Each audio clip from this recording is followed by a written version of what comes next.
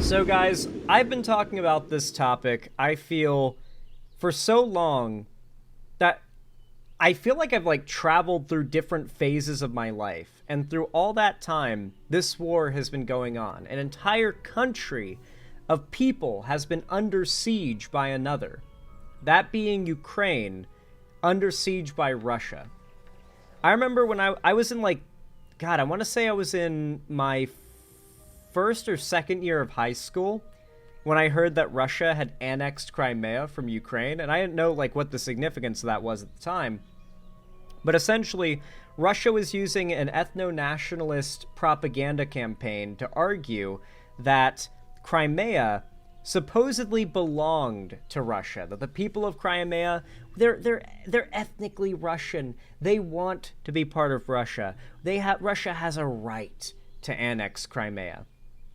And so they did it by force, violently, with tanks and heavy weaponry, and supposedly for a group of people that so proudly wanted to be part of Russia, they fought pretty fucking hard. And nonetheless, it did fall, and Russia did in fact annex it. And there was a little bit of a, cease in active fighting for nearly a decade. And then obviously, Putin just decides, you know what? Biden's taken office. It's time for a Democrat to preside over an era of war. We got to make sure Trump looks good before the next election. And so over the course of now 5 years almost, Ukraine has been under constant invasion.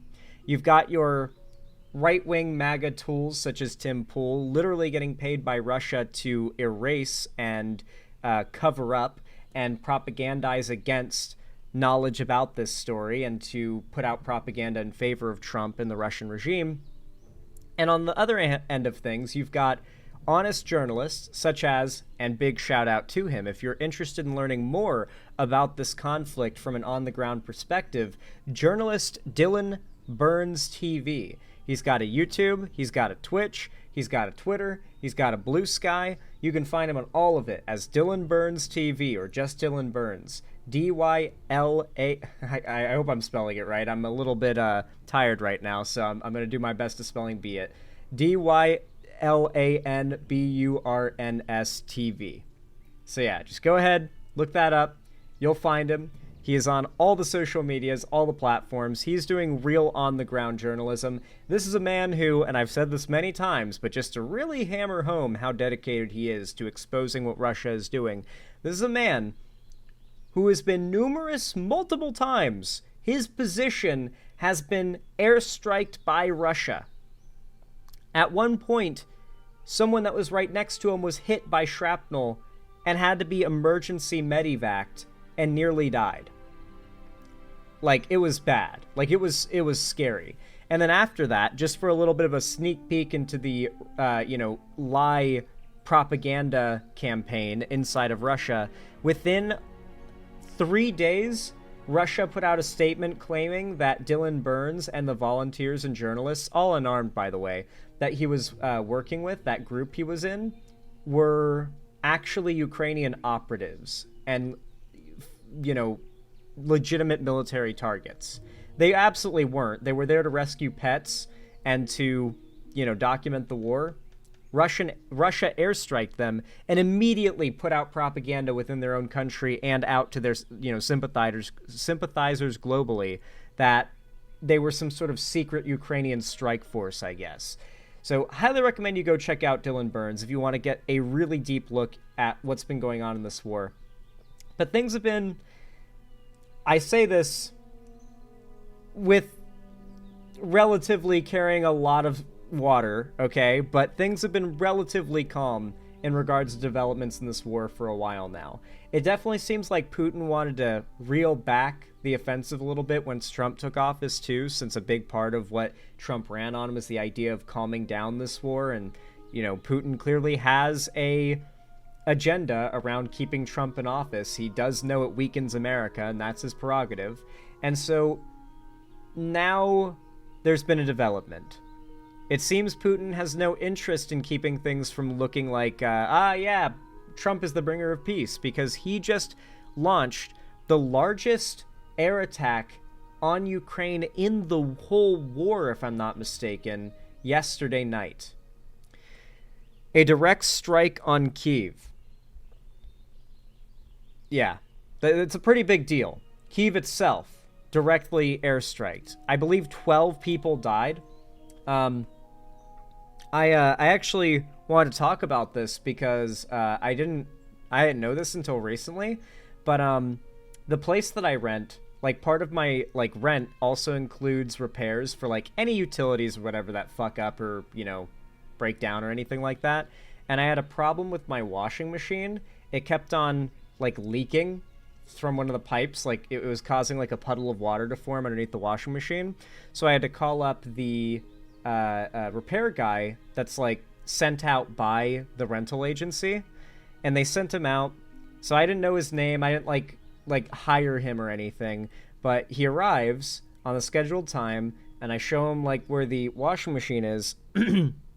And I found out later that he was Ukrainian, and his like parents were still in Ukraine, and I never got to get like a resolution to this story, but God, I hope he was able to get his parents out of Ukraine, because the war started well after he came to America. But God, that's got to be scary to be like here working like a normal blue collar job in America, but your parents are stuck in a literal war zone. That is really fucking scary.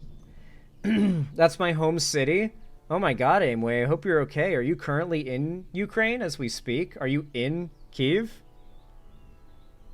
Anyway, like, hoping you're okay, Aimway, but getting that aside, we should probably get straight into the news, because this is some pretty awful imagery. So viewer discretion advised. I don't know how graphic this is going to get. We know how Russia is, though, right? The Bucha Street massacre, the running over, like, moms and their babies in cars with tanks. We know what Russia does. There could be some disturbing imagery or things talked about here, so, you know that going into this. The aftermath of one of Russia's largest aerial attacks on Ukraine. Hundreds of drones and missiles were launched across the country with a particular focus on the capital, Kyiv. The strikes come days. And yes, as you can see, these are not like military buildings, military bases, or anything. This is a neighborhood. This is a neighborhood of, frankly, very nice houses. Like, let's be real. Like, these are nice fucking houses. Or at least this one in particular was nice until half of it got bombed away. This is not an uncommon way for people to die in Ukraine. It's actually wild how common the story of insert loved one died in a Russian airstrike.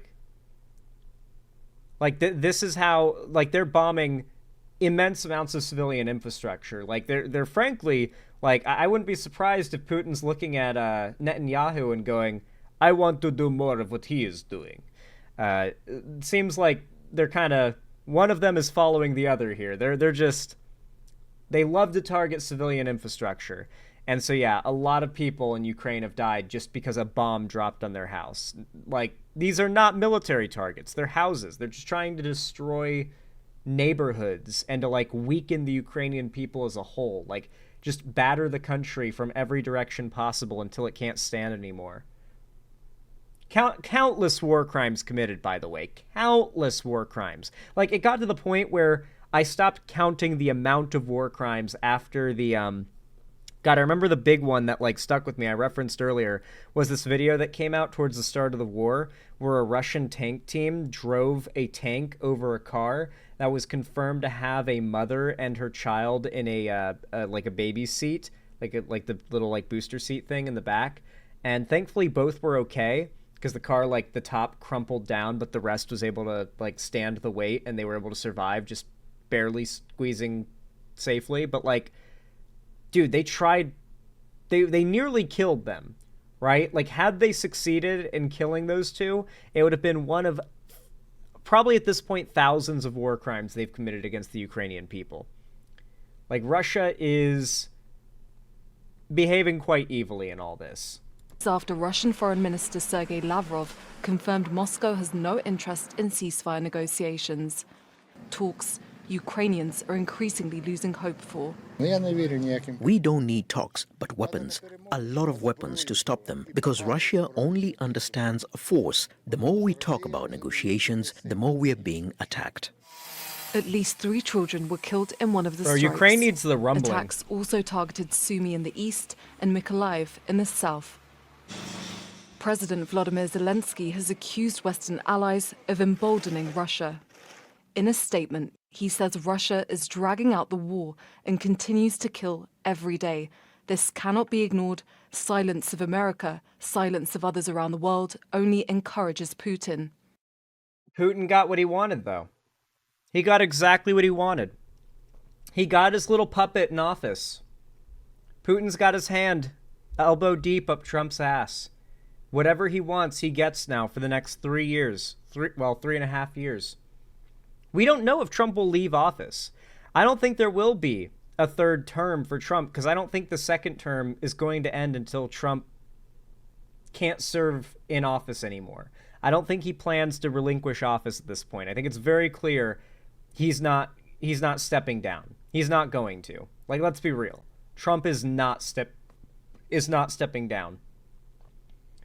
And if he is forced down, it's going to be because the government forces him to step down, like with force, like actual force, like armed men with guns in the White House type force. Otherwise, I don't think he's going anywhere.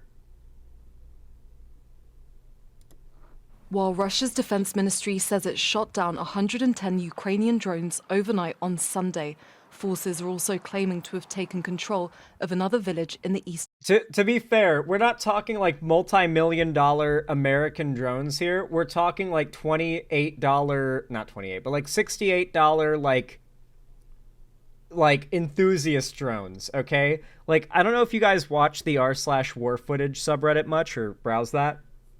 It's a little bit of a bummer, but sometimes I'll browse it, and there's a lot of Ukraine war footage there, and most of it is from Ukrainians flying, like, I'd say like $60 to $100 drones that are like super small, very like lightweight, cheap little things, just a camera on them, and enough lift that you can attach a grenade or like a bundle of grenades to it. And then what they'll do is they'll set up like a little mechanism where they can remote drop the grenades into a trench on top of a Russian position. And I've seen a lot of videos of that. So like, yeah, Russia might have shot down 100 Ukrainian drones, but we're talking like Walmart enthusiast drones here for the most part. We're not talking like multi-million-dollar like US super drones or whatever. Like we're Ukraine is working with like very cheap equipment and getting a lot done.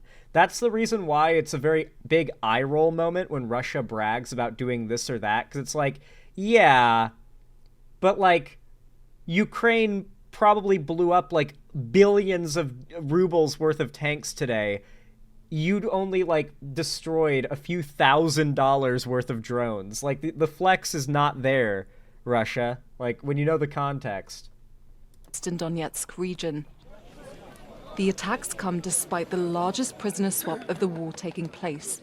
Kyiv and Moscow have confirmed the release of 303 detainees each. A total of 2,000 prisoners have now been exchanged in the past 3 days. We hope the large-scale prisoner exchanges are always good, regardless of which side is like you could argue bad guy. The idea of POW camps and like soldiers from the opposite side being like held imprisoned or whatever kind of gives me bad vibes. That does not usually have good connotations in history. I'm not saying Ukraine's doing anything bad to like Russian soldiers that they are capturing or whatever. The evidence seems to suggest they're being particularly humane and polite to them. But it is still good not to be holding on to these prisoners throughout the whole war. You want to be exchanging prisoners. It also kind of it allows for there to be enough goodwill that maybe there's a chance things can be brought to the table. Under these circumstances, I don't know if it's likely there's going to be any table to be talked at for peace to be brought about. Putin just wants to have Ukraine. But like I said, I don't think Ukraine is going to fall. Primarily because I think once we get to that really critical tipping point, basically all of Europe is going to jump in. And if it requires them to like full on boots in the ground, like their whole militaries and their whole military budgets dedicated to helping Ukraine, I wouldn't be surprised if they do it. Poland in particular, but frankly, the whole rest of Europe does not want Russia, mainland Russia, on their doorstep. It's never been good historically, and it wouldn't be good today. That cannot be allowed, and they won't allow it. The exchange carried out on Russia's initiative will contribute to creating a favorable atmosphere for discussing the terms of a peaceful settlement of the Ukrainian crisis. The prisoner exchange remains the only concrete result of the first direct talks between Russia and Ukraine in 3 years that took place in Istanbul earlier this month. A rare moment of cooperation between the two sides, but no closer to reaching a deal to end the war. Julie Dager, Al Jazeera. I will say, I love going around Seattle and seeing all of the pro-Ukraine flags. Like, you see a lot of national, like, Ukraine flags all over. Sorry. You see a lot of national Ukraine flags all over Seattle. People showing their support even now. And it makes me happy to see that there is still, you know, at least in certain places, pretty strong outcry of support from Americans for Ukrainians. This really is an example of a war that is quite rare. One in which there is an objective good and bad guy. One country just up and invaded the other for nothing, for no other reason than their, like, expansionist conquest agenda. Like, there's no other reason. Like, Ukraine did not, like, attack Russia first, right? Ukraine didn't, like, launch a volley of missiles at Russia, and then Russia mobilized. It was just out of the blue one day, Russia started mobilizing, and everyone was like, Putin, are you gonna try to do it again? And he was like, no. And everyone was like, okay. And then Putin started mobilizing more troops and medical tents to the border. And they were like, Putin, we're pretty sure you're gonna do it again. Are you? He was like, no. And everyone was like, well, we know you're gonna do it, and now we know you're just lying about it. And then you had a bunch of people who were arguing that, nah, it's not gonna happen. Mostly pro-Russia types. God, I miss Seattle. It really is a nice place, and the people here are great.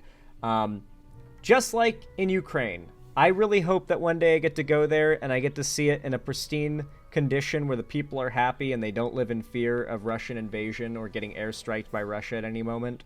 That is my hope. My hope is that Ukraine gets to know peace soon, and that hopefully, at the end of it all, Putin sees justice. Not going to say any more than that. I just hope Putin sees justice. That said, though, if you enjoyed this segment, if you found it entertaining, educational, or enjoyable in any way whatsoever, then please consider leaving a like. Every single thumbs up you guys leave when you hit that button forces YouTube to push my content in the algorithm, whether you're watching this live stream at this very moment live, or the video when it goes out on its own after the fact. It means the world when you guys do that. And of course, don't forget to comment as well if you want to double up on the support. And if you don't know what to say, you can always just comment Slava Ukraini to let me know you watched this far, to show your support for Ukraine, and to support the channel and the algorithm. It's like 3 birds with 1 stone.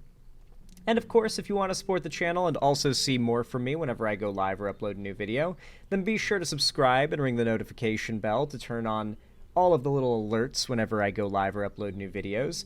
And if you want to see more from me on other platforms, be sure to follow my social medias linked down below in the description, including, including my Discord server, the main hub of my community and fanbase, where I host gaming events, call-in streams, and watch parties, and movie nights every week on Fridays. And of course, finally, If you want to support me directly, financially, help me keep the lights on and a roof above my head, and you can afford it, then please consider donating, subscribing, or gifting a sub on my website, xanderhall.com/live, or support me through YouTube, Twitch, Streamlabs, Stream Elements, Patreon, or buy some custom Xander Hall merch through the Streamlabs link down below in the description. Regardless of how you support me, though, thank you so much for watching, as always, and have a good one.